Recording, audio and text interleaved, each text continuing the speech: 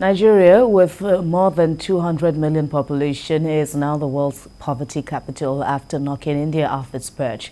To change the narrative, Nigerians must learn to support vulnerable people around their communities without waiting for government intervention. And this was the basis of discussions at an event held in Abuja to support women in a bid to take more Nigerians out of poverty. Helen Osamide Akins has more. It is worrisome that Nigeria, with its massive wealth, huge human capital to support commerce, well-developed economy and abundant natural resources like oil, is still the world's capital of poverty. The Nigerian National Bureau of Statistics said in 2020 that 40% or 83 million Nigerians live in poverty. It is estimated that the number of poor people will increase to 19 million or 45% of the population in 2022. While many have blamed the government for not being able to meet the needs of its citizens, others think the government cannot do it alone. They believe the only way out of the worrisome situation is for every Nigerian to support the needy among them. A lot of resources are being kept by the wealthy. They die, and some it is buried in the ground, in graveyard, in the roof, taken outside. So nothing can be done. But when you take personal responsibility to help this and to help that, you realize that there's a need for you to bring the money out of your sleep and give somebody.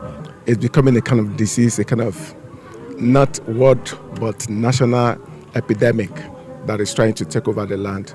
But I still believe that it's something that we can put under control if we can live a selfless life. If we decide to meet one another's needs, I think it's something we can subdue. Miracle Elijah is an American-based Nigerian.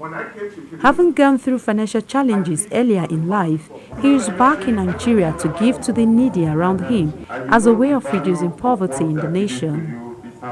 He is empowering these women with electronic sewing machines, having sponsored them through 6 months of training in fashion designing.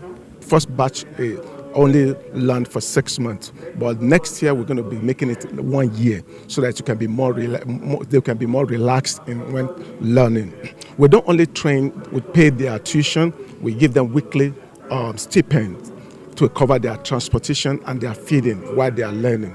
Then at the end of the day, what we do is that we, just like what we did, we present them with basic material. Fashion is something I always had passion for from the onset, but the resources, because when you hear of prices of fashion school, it's usually very crazy.